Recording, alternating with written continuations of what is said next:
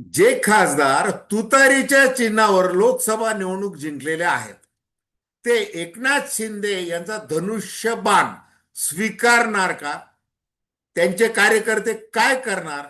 हा जसा या क्षणाचा प्रश्न आहे, तसाच प्रश्न 1986 साली पडलेला होता, ज्या वेळेला राजीव गांधी यांच्या आमंत्रणावर शरद पवार हे काँग्रेसमध्ये आपला पक्ष विलीन करून बसले होते.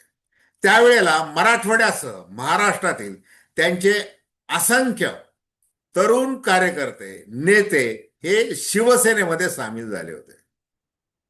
आता बघा, 1986 आणि 2026 प्रचंड मोठा काळ आहे, 4 दशकांचा काळ आहे. मग आता शरद पवार यांनी ज्या वेळेला पंतप्रधान नरेंद्र मोदी आणि गृहमंत्री अमित शहा यांनी प्रादेशिक पक्षांना आपल्याकडे खेचण्यासाठी जे काही जाळं टाकलेलं आहे, त्याच्यामध्ये शरदचंद्र पवार राष्ट्रवादी काँग्रेसच्या 8 खासदारांवर देखील टाकलेलं आहे. आता त्याच्यामध्ये सुप्रिया सुळे वगैरे हे सगळे सोडा, बाकीचे खासदार आपल्या गळाला लावू शकतात आणि त्यासाठी आपण एकनाथ शिंदेचाच वापर करायचा असं काहीतरी ठरलेलं आहे. मग आता शहांचा सगळा जो काही मास्टर प्लॅन आहे ऑपरेशन तुतारी संदर्भात, त्याची वाट लावण्यासाठी शरद पवारांनी नेमका काय निर्णय घेतलेला आहे आणि शरद पवार 20 जुलै पावसाळी अधिवेशन संसदेचं सुरू होण्यापूर्वी काय निर्णय घेऊ शकतात, या संबंधी आपण थेट विश्लेषण करणार. नमस्कार, जय महाराष्ट्र. मी डॉक्टर अनिल फळे. माझी आपल्याला विनंती की चॅनल सबस्क्राईब करावं, सबस्क्राईबचं बटन दाबावं आणि आपली प्रतिक्रिया बिनधास्तपणे नोंदवावी. हे बघा, ज्या वेळेला इंदिरा गांधी यांची हत्या झाली आणि मग राजीव गांधी यांना ताबडतोब नेता म्हणून निवडण्यात आलं आणि त्यांनी ती शपथ घेतली, त्यावेळेला शरद पवारांसारखा नेता काँग्रेसमध्ये असला पाहिजेत असा राजीव गांधी यांनी आग्रह धरला.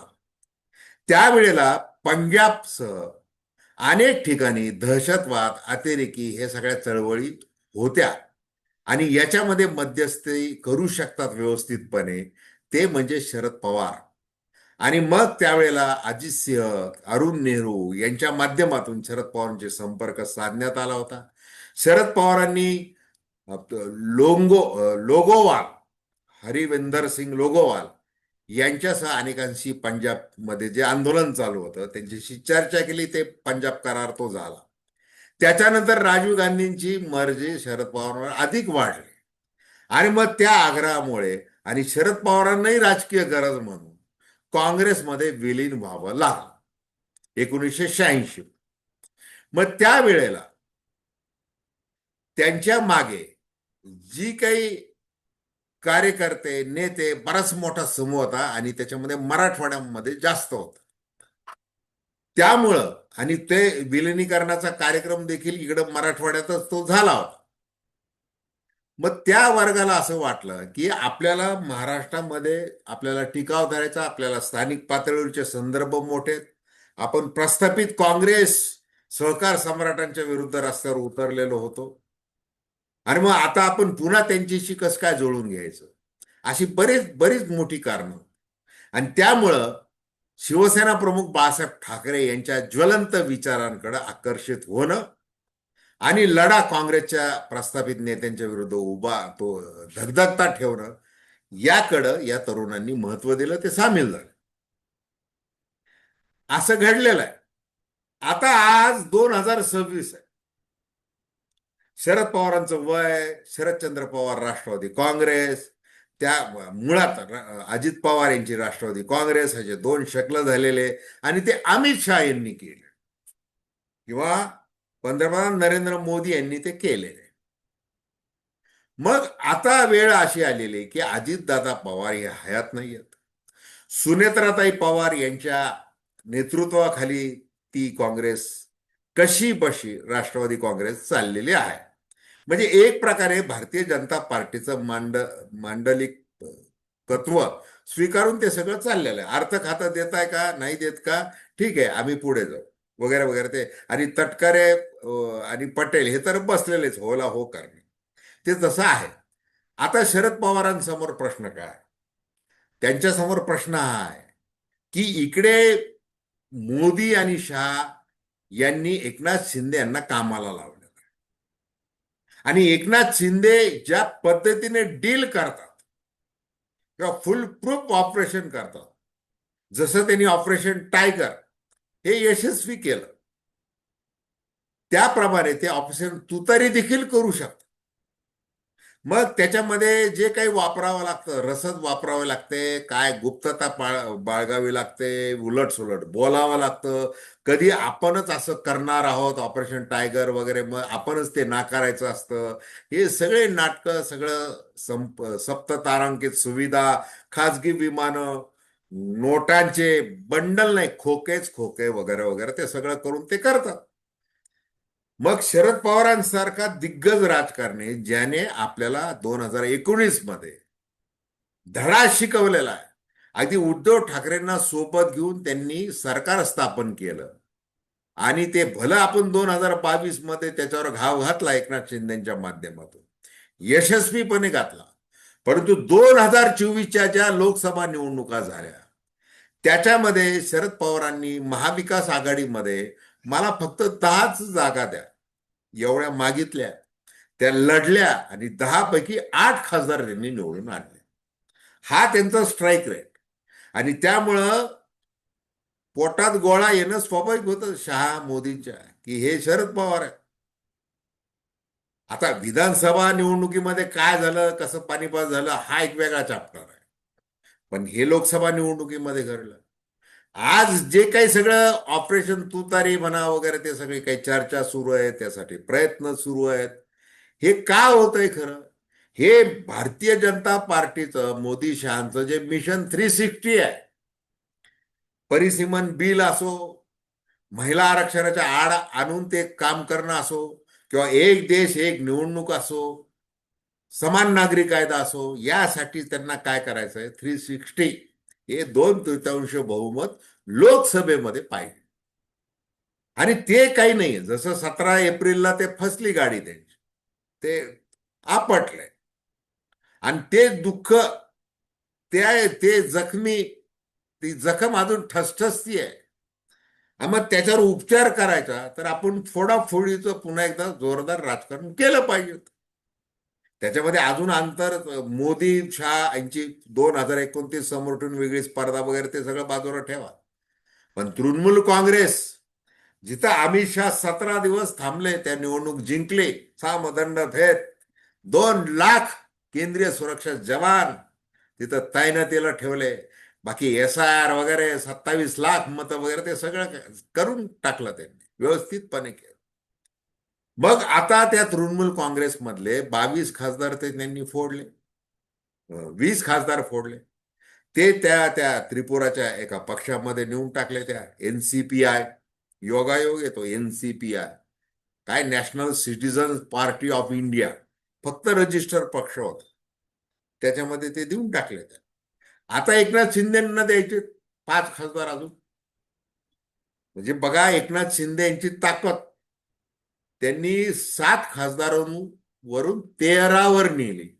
आणि आता पुन्हा हे जर 5 आले किंवा 6 आले, आणि म्हणायला काय चर्चा होतीये की 7ही आले, सुप्रिया सुळे सोडून, काहीतरी डॉक्टर अमोल कोल्हे वेगवेगळे आता ते कॉमेंट करायला लागलेले आहेत. अभिनय छान करतात, ते पडद्यावरही करतात, आता ते राजकारणातही करायला लागले. ते शिवसेनेतही होते, राष्ट्रवादीमध्ये पण होते, आणि ते जरा बोलायला लागलेले आहेत. जसं त्यांनी मुख्यमंत्री देवेंद्र फडणवीस यांची स्तुती करणं वगैरे, ती चर्चा आहे सुरू. काही होऊ शकत. मग आता जर पक्षच आहे ना, ठीक आहे, तुतारीवर आलो निवडून, काय विचारसरणीला कोण खातं हो, विचारसरणीचा काय संबंध. फुले शाहू आंबेडकर, यशवंतराव चव्हाण, धर्मनिरपेक्ष, मग ही विचारसरणी सांगत निवडून आले. आणि आपल्याला एकनाथ शिंदेचा जर आधार मिळाला, आधार, सबळ आधार, रसद आधार, सगळ्या प्रकारचा आधार, तर आपण पुन्हा निवडून येऊ शकतो. काळजी कशाला करायची, असा विचार झालेला आहे. पण शरद पवार हे असं काही होऊ देतील याची शक्यता अत्यंत कमी आहे. ते होऊ देणार नाही. आणि त्यासाठी त्यांनी जो निर्णय घेतलेला आहे, आणि ते पावसाळी अधिवेशन संसदेचं ते सुरू होण्यापूर्वी, म्हणजे उद्यापासून, तुम्ही आज 2 तारीख आहे, म्हणजे 6 ते 10 तारखेच्या दरम्यान ती घोषणा होण्याची शक्यता आहे की काँग्रेसमध्ये विलिनीकरण.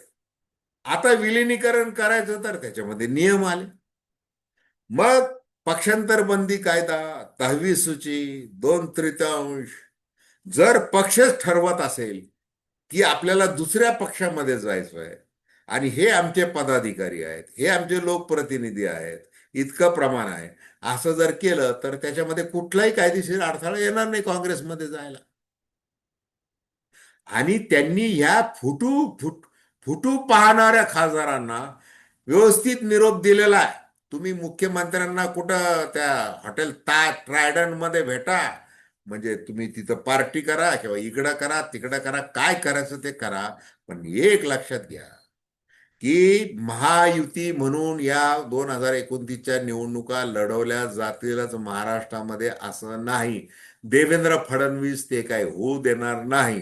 त्याच्यामुळे एकनाथ शिंदे यांच्या शिवसेनेला आधीच त्यांची संख्या जी झालेली आहे 13, त्याच्यामध्ये तुमची भर 18, एवढ्या जागा दिल्या जातील याची शक्यता नाही. काँग्रेस आहेच आहे, राष्ट्रवादी काँग्रेस, ते काय सोडून चालले नाही. भले त्यांचं 4 जागा दिल्या, एक सुनील तटकरे निवडून आले, काहीतरी जागा द्यावंच लागणार आहे त्यांना.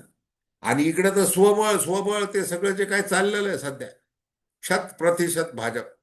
कारण 2024 मध्ये जे काही आपटावं लागलेलं आहे, 9 खासदार निवडून आणता आले फक्त, बाकी 48 पैकी 30 हे महाविकास आघाडीचे निवडून आले. मग आता मात्र आपण जर 137 आमदार निवडून आणू शकतो, लोकसभेच्या पाठोपाठ काही महिन्यातच झालेल्या निवडणुकांमध्ये आपण जर आपण ताकद दाखवून देऊ शकतो, आणि मतांच्या टक्केवारीचा जर विचार केला तर 1-1.5% फरक काढायला काय वेळ लागतो हे दाखवून दिलं मुख्यमंत्री देवेंद्र फडणवीस. त्याच्यामुळे ते आता एकनाथ शिंदेना अगदी कानाच्या वर जाऊ देतील, आणि त्यांचा रुतबा, त्यांचं महत्व, ते एक तर ते हार्ड बार्गेनियर आहे, त्यासाठी याचा विचार करा. आणि मग तुम्हाला महायुतीमध्ये स्थान मिळेल असं नाही. बरं, भारतीय जनता पार्टी तुम्हाला घेतीये का? तसं करत नाहीये. अमित शहा काय करतात आहे, एकनाथ शिंदे यांच्या भाऊमध्ये स्फुरण कसं येईल, आणि फडणवीस हे पुरण खात कसे बसतील, हे बघतात आहे. त्याच्यामुळे भारतीय जनता पार्टीमध्ये नाही घेत आहेत तुम्हाला, हे लक्षात आणून दिलं. आणि मग याचा सगळा विचार करता ही जी काही फुटीची शक्यता आहे त्याच्यावर पाणी फिरलेलं शरद पवार. जसं आपण काल परवा याच चॅनलवर जो व्हिडिओ केलेला आहे की शरद पवारांनी कसं दरडावलं, म्हणजे त्या अर्थाने, तर ते या पद्धतीने केलेलं आहे. आता इकडं मोदी शहा काय करणार आहे, त्यांच्यासमोर काय पर्याय आहेत? दोन.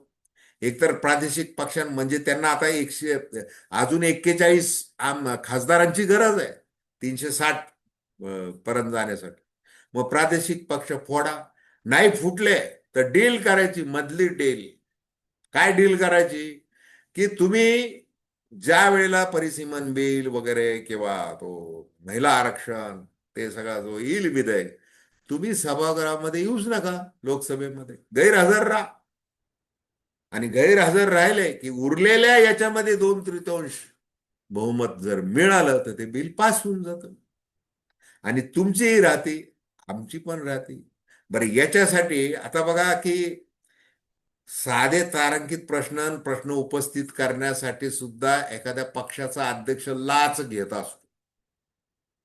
आणि इथं तर एवढं मोठं विधेयक आहे, म्हणजे लक्ष्मण बंगारू, हे आठवा तुम्ही, भारतीय जनता पार्टीचे अध्यक्ष होते. 1 लाख रुपये घेताना पकडले गेले होते, 1 लाख रुपये. भाजपचे अजून काही खासदार सुद्धा त्याच्यामध्ये होते. मग ते ते तसं तर ह्या विधेयकाच्या वेळी इकडं गुजरातचे व्यापारी राजकारण करतात असं जे म्हणतात ते उगीच म्हणत नाही.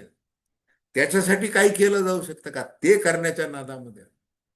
मग या सगळ्या एकूण परिस्थितीमध्ये शरद पवार हे काँग्रेस निष्ठ, म्हणजे आधी जसं राजीव गांधी, त्याच्यानंतर आता राहुल गांधी, असं करून काही करू शकतात याचीच दाट शक्यता आहे. आणि सुप्रिया सुळे, रोहित पवार यांनी काँग्रेससह आंदोलन करण्यासाठी रस्त्यावर उतरणं ज्या अर्थी पसंत केलेलं आहे ते बरंच काही बोलून जात आहे एवढंच. तर धन्यवाद. हा व्हिडिओ आपल्याला आवडला असेल अवश्य शेअर करा, सबस्क्राईब करा आणि आपली प्रतिक्रिया बिनधास्तपणे नोंदवा. धन्यवाद.